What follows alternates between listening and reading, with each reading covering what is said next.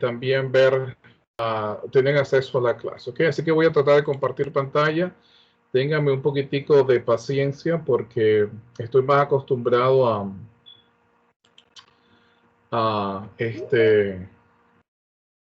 Zoom que a Teams.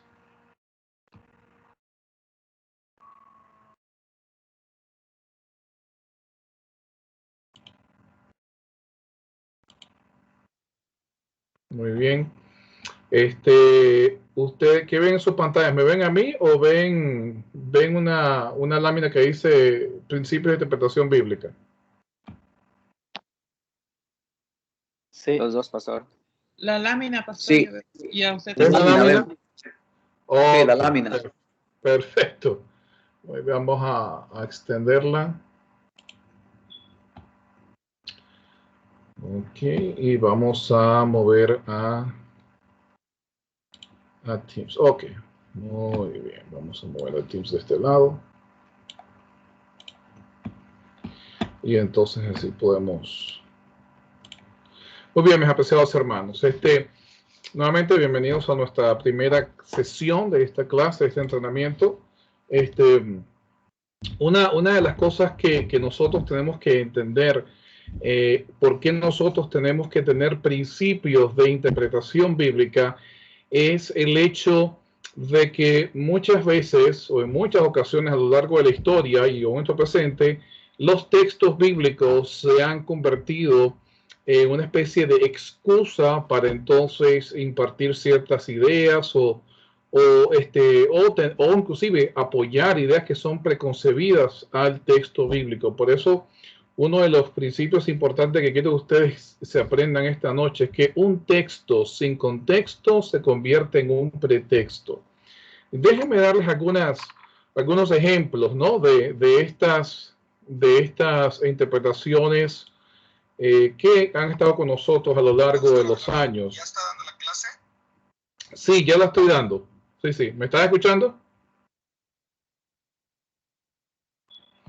Sí, ya estoy dando, Pastor Martínez. Sí, lo escuchamos, sí, pastor. Muy bien.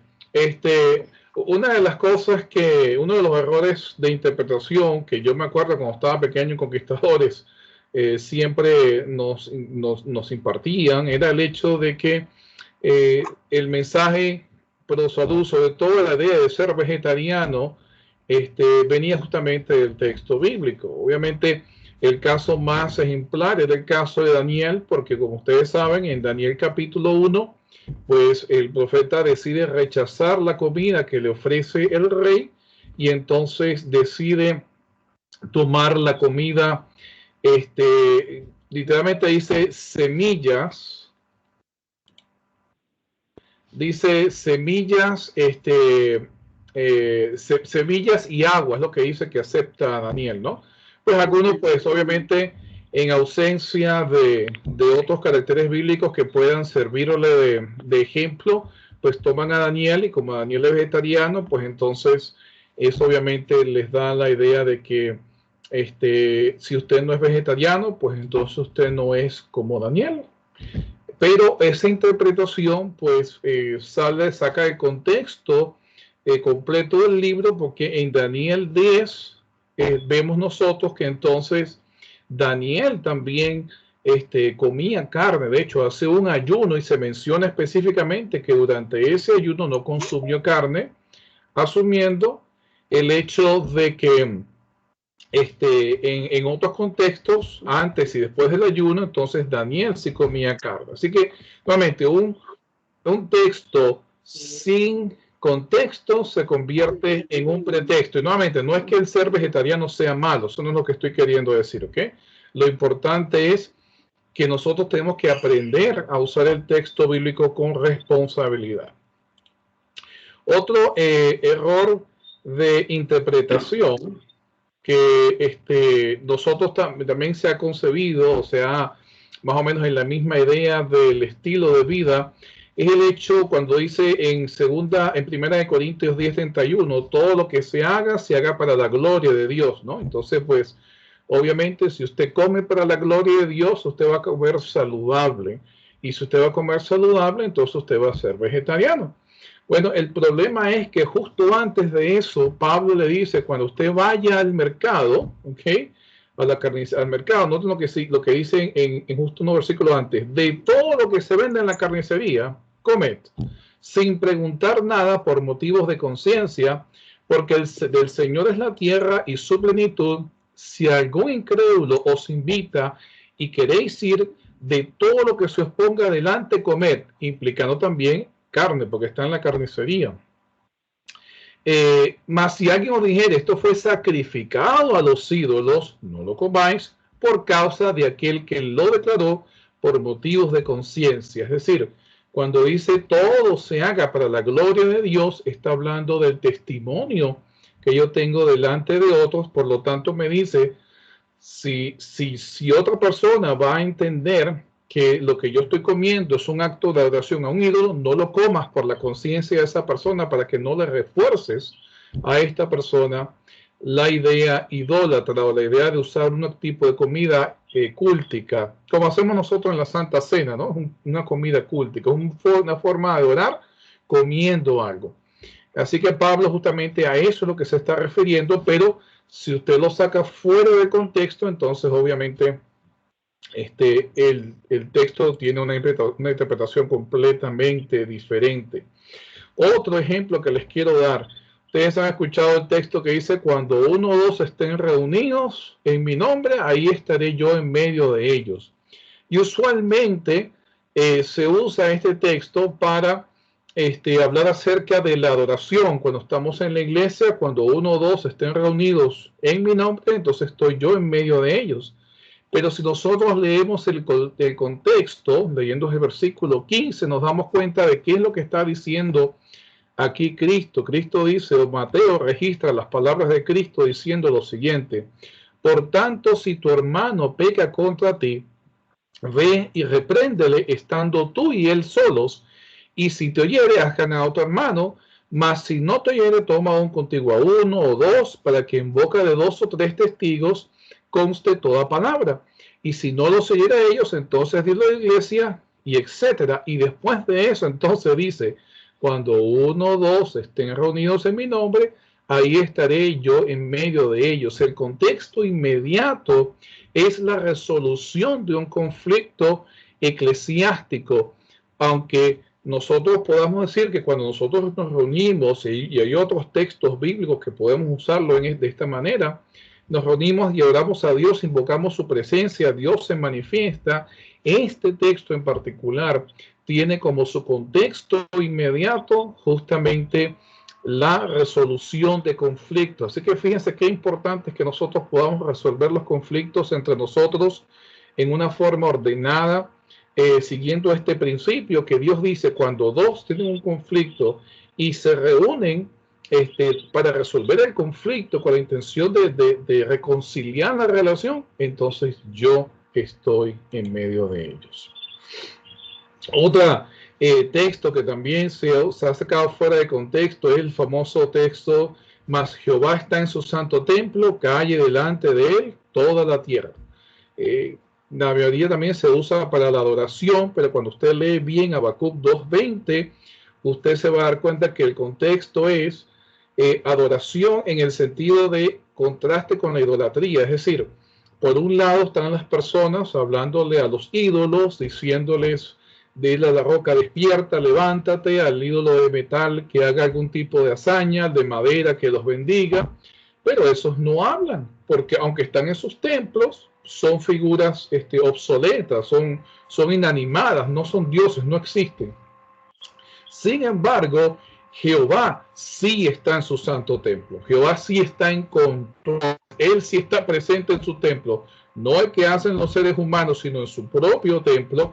Y por eso le dice a los demás que le están pidiendo a las rocas que les hable, que se callen la boca, que no digan nada, no sigan diciendo sondeces, porque Jehová está en su santo templo. Y así podemos ir varios errores de interpretación. Quizás uno de los más famosos dentro de los círculos evangélicos es cuando Jesús le dice al ladrón, de cierto te digo, hoy estarás conmigo en el reino de los cielos. Y obviamente la forma de dislucidar esta interpretación errada es justamente viendo a todo el contexto histórico porque Jesús, si Jesús le dijo al ladrón, de cierto te digo, hoy estarás conmigo en el paraíso, Jesús tuvo que haber ascendido al paraíso, pero el mismo texto niega esa realidad porque Jesús no ascendió sino hasta semanas después al cielo, sino que estuvo aquí y finalmente tuvo la ascensión registrada al final del libro de Lucas y al principio del libro de los Hechos. Así que pues obviamente Jesús lo que le estaba diciendo es de cierto te digo hoy, tú estarás conmigo en el paraíso, una acción futura. Te estoy diciendo hoy presente que en el futuro tú estarás conmigo en el paraíso. Así que nuevamente el principio se mantiene. Un texto sin contexto se convierte en un pretexto. Podemos hablar de otras interpretaciones, quizás una de las más comunes que viene como un error de interpretación de entender el contexto bíblico es la idea de que si algo viene de una fuente secular o pagana, entonces no se puede usar en la iglesia, no es permitido porque en la exclusividad está la santidad, ¿no? Entonces, si usted pone un arbolito, eso es pagano, usted no puede celebrar la Navidad. Si usted se reúne con su esposo en Valentine's para celebrar, eso es pagano. Los testigos de Jehová por lo menos no celebran cumpleaños, usted no puede celebrar Año Nuevo, etcétera, etcétera, porque usted no puede poner ningún tipo de instrumento de música que no sean aquellos diseñados exclusivamente por Dios, inspirados por Dios para el servicio de oración, porque la idea es, en la exclusividad está la santidad. Si es exclusivo y no ha tenido ningún otro uso, entonces sí lo podemos usar. Pero nos encontramos con tremendos problemas para poder sostener esa idea cuando vemos, por lo menos en el libro de Jonás, cómo los marineros echan suertes y Dios habla a través de un acto pagano de adivinación, y entonces es como se vislumbra todo el problema con Jonás y es lanzado en el agua. Aún más nos encontramos con problemas cuando nosotros vemos, por lo menos en el libro de los Hechos, cuando los discípulos van a escoger quién va a ser el sustituto justamente de Judas Iscariote, también echan suertes. O sea, esto es un rito de adivinación, de buscar la voluntad de los dioses paganos. Era muy común y hay diferentes recursos de mencionan este tipo de actos en diferentes liturgias paganas. Pero aquí lo tenemos justamente en un texto bíblico. Nos encontramos con problemas cuando vemos que la circuncisión no fue inventada por los israelitas, o sea, no tuvo origen en ese encuentro que Dios tuvo con Abraham y con los israelitas, porque ya en Egipto se practicaba la circuncisión, y en el libro de los muertos tenemos todo un texto mitológico en donde el dios Sol, Dios Ta, entonces se circuncida a sí mismo, y de las gotas de la sangre que salen de su circuncisión se producen otras deidades menores. Así que aún mismo el acto de significar la procreación de otros seres con la circuncisión ya tenía origen pagano. Lo que pasa es que Dios le da un sentido nuevo a un rito que ya los israelitas conocían y le da un nuevo significado, pero su origen está en la mitología egipcia, y habían otros pueblos también paganos que también practicaban el rito de la circuncisión. Y pues puedo extender mucho más, pero el propósito de este seminario no es ese. Así que el principio de esta noche es que un texto sin contexto se convierte en un pretexto. Así que, ¿cómo nosotros podemos entonces estudiar la Biblia en forma responsable, en forma consciente, siendo serios estudiantes de la Escritura? Quiero darle los primeros principios. Cuando yo usé Zoom en la escuela, todo el cero era diferente, todo era diferente. Si ustedes pueden poner sus micrófonos en Zoom, por favor, en mute. Cuando yo estoy viendo al pastor hablando, yo no escucho nada. Me dice que yo estoy en mute. Pero ¿cómo yo saco el mute mío? Yo creo que a lo mejor pone el mute para que no escuche las cosas de la casa. Ok. Como Muy el bien. de la reunión. No, sí, Este- yo puedo preguntar. Pero yo no oigo nada de lo que le estoy diciendo. Hermana Sotomayor, creo que usted no está en mute. ¿Me está escuchando? El audio del internet. Porque antes de eso tenías una opción de cómo hacer el audio. Make sure que tu teléfono no esté en silent. Qué choriento. Porque es que como yo... Bueno, yo aprendí lo del internet. Muy bien. Seguimos. Oye, entonces otra importante son los principios para nosotros poder interpretar la Biblia en una forma más responsable, ¿no? Y estos principios vienen justamente de la Reforma. Hay tres principios básicos, ¿ok? Uno que se llama toda escritura, que es decir, toda la escritura. Otro que se llama sola escritura, que quiere decir solamente la escritura. Y otra que dice prima escritura, que quiere decir el rol superior de la escritura. Es decir, cuando nosotros englosamos estos tres principios juntos, nos encontramos entonces con lo siguiente. Para poder nosotros ser responsables, estudiosos de la palabra, tenemos que estudiar toda la escritura. Cuando tengo una idea, cuando tengo un texto, tengo que comparar ese texto con toda la escritura, tengo que envolver todo lo que Dios ha revelado. Y obviamente tengo que entenderlo dentro del contexto y del texto de la escritura, sin tratar de imponerle ideas a la escritura, sino dejar que sea la escritura misma la que me enseñe o me imparta o cambie mi propia opinión.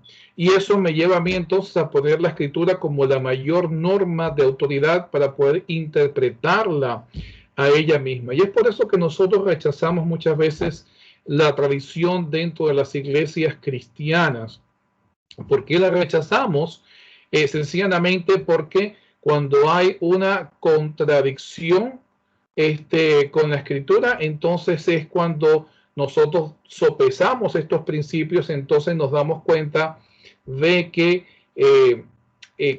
tenemos que decidir cuál autoridad es la mayor, la de la tradición o de la escritura. Pues obviamente nosotros como creyentes del texto bíblico tomamos el principio de prima escritura y damos autoridad a la misma.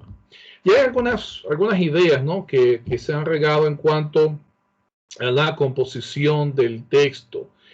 Hay algunos que sostienen que el texto fue verbalmente inspirado, es decir, Dios inspiró las palabras exactas que están en el texto. Obviamente, muchos que sostienen estas ideas son aquellos que quizás la leen en inglés con la versión de King James o los que leen español con la versión Reina Valera.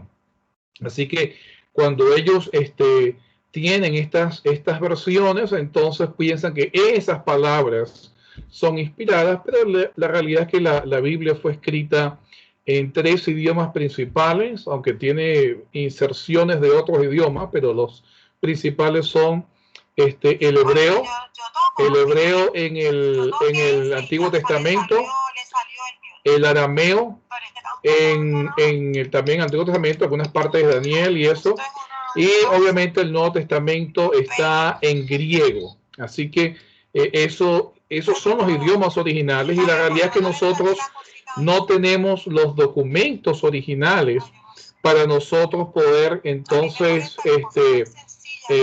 decir, bueno, estas fueron las palabras exactas. El proceso de composición del texto bíblico es mucho más complejo. Por lo tanto, nosotros también tenemos que entender lo siguiente, que el texto fue compuesto, inspirado por Dios, pero también fue compuesto por seres humanos. Y es por eso que nosotros también podemos encontrar errores en el texto bíblico. Eso es una realidad con la cual tenemos que vivir. El ejemplo más clásico que les puedo dar es el asunto de los endemoniados de Gadara.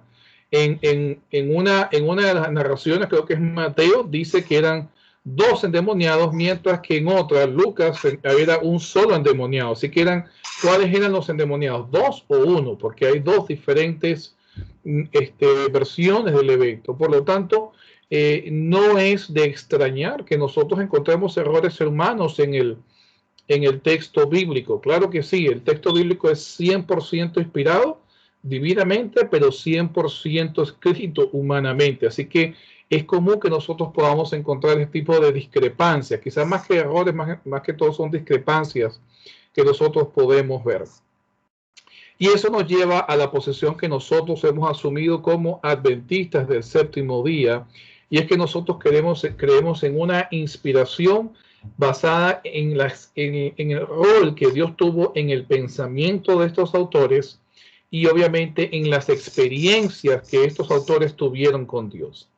Dios tuvo un envolvimiento directo con ellos y ellos grabaron ese envolvimiento en lo que hoy nosotros hemos compilado, en una serie de documentos que hemos compilado, y hoy lo tenemos todo unido en lo que nosotros denominamos la Biblia, que viene justamente del griego biblos, que quiere decir el récord de las experiencias de Dios con los seres humanos, ¿sí? Y quiero leer algunos pasajes, porque lo siguiente es entonces, ¿cuál es el rol de la Ellen G. White en la interpretación de la Biblia? Y quiero terminar los siguientes minutos diciendo nada más lo que ella misma dice. Noten lo siguiente, en la carta 12 del libro y en el Evangelismo, en la página 190, está la compilación de esto, nos dice lo siguiente. En 1890, Ellen G. White escribió que la palabra de Dios es la norma infalible. Los testimonios no han de ocupar el lugar de la palabra. Es decir, ella misma está diciendo que ella no puede usar el testimonio, lo que ella escribió, lo que Dios nos reveló para entonces interpretar la palabra, sino que la palabra, la Biblia, interpreta lo que ella escribió. Los testimonios no han de ocupar el lugar de la palabra. Prueben toda su posición por medio de las escrituras, sola escritura, y prueben por la palabra revelada de Dios todo punto que sostienen como verdad. Si nosotros no podemos probar nuestra posición teológica o nuestra idea solamente con la palabra, entonces, según el consejo que ella está dando, yo debo revisar la misma porque no está siguiendo los parámetros correctos. También el libro Testimonios, el volumen 4, dice lo siguiente: después de un solemne sueño, en la noche del 30 de abril de 1871, la señora White explicó que el consejo que Dios estaba dando a la iglesia era proporcionar nueva luz, no era proporcionar nueva luz, sino impresionar vívidamente en el corazón las verdades de la inspiración ya reveladas. Su trabajo no era presentar verdades adicionales, sino simplemente las grandes verdades ya selladas y despertar e impresionar su mente con ella. Sus escritos no han de empequeñecer la palabra de Dios, sino exaltarla y atraer las mentes a ellas para que pueda impresionar a todos la hermosa sencillez de la verdad. Ella rechazó totalmente la idea de que los testimonios eran una adición a la palabra de Dios. Su propósito era atraer nuestras mentes a su palabra para darles claro entendimiento. En 1888, noten lo siguiente, lo saqué de un libro que es una investigación que tiene Ellen G. White. En 1888, cuando los líderes de la iglesia estaban profundamente envueltos en controversias doctrinales, algunos querían usar una carta escrita previamente por Ellen G. White para determinar la verdad sobre la ley y en Gálatas. Ellen G. White intentó encontrar la copia de su carta, pero no la consiguió, y después de ello escribió: ¿por qué es que perdí el manuscrito? Por 2 años no pude encontrarlo. Dios tiene un propósito en esto. Él quería que vayamos a la Biblia y consiguiéramos la evidencia en las Escrituras. Y voy a saltar algunas cositas por asunto del tiempo. De hecho, aquí hay una cita en la cual algunas personas tenían ideas rígidas, ¿no? En las cuales no fundamentadas en la palabra, y había inclusive habían borrado las membresías de varias personas porque no se adherían a estos credos o estas normas exigentes y rígidas, y ella ataca eso diciendo justamente que no estaban inspirados en la palabra. Pero quiero culminar con lo siguiente que aparece en el testimonio para los ministros, ¿ok? Dice lo siguiente: debemos abordar la investigación de la palabra de Dios con corazón contrito, espíritu de oración y disposición a ser enseñados. No hemos de pensar como los judíos, que nuestras propias ideas y opiniones son infalibles, ni como los papistas, que ciertos individuos son los únicos guardianes de la verdad y el conocimiento, y que los hombres no tienen derecho a investigar las escrituras por sí mismos, sino que deben aceptar las explicaciones dadas por los padres de la iglesia. No debemos estudiar la Biblia con el propósito de sostener nuestras opiniones preconcebidas, sino con el único objeto de aprender lo que Dios ha dicho. Algunos han tenido que si admitían haberse equivocado en un solo punto siquiera, otras mentes se verían inducidas a dudar de toda la teoría de la verdad. No podemos sostener que ninguna posición, una vez adoptada, ninguna idea, una vez defendida, no habrá de ser abandonada en circunstancia alguna. Hay solamente uno que es infalible, aquel que es el camino, la verdad y la vida.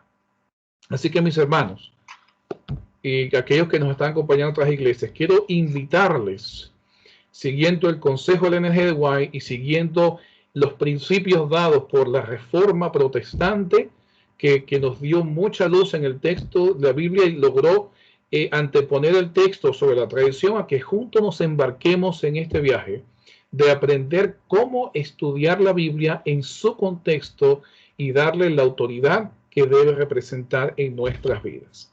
Así que quiero pedirles, ya nos vamos a desconectar porque vamos a conectarnos al culto de oración de los miércoles. Quiero pedirles lo siguiente: por favor, vayan pensando ya en un texto bíblico que ustedes deseen estudiar. Como parte de esta clase, una de las cosas que voy a hacer es que yo les voy a ayudar a ustedes con el texto que ustedes hayan escogido, cualquiera que sea de cualquier parte de la Biblia, para que entonces ustedes puedan hacer un estudio profundo y aplicar estos principios a ese texto que usted está estudiando.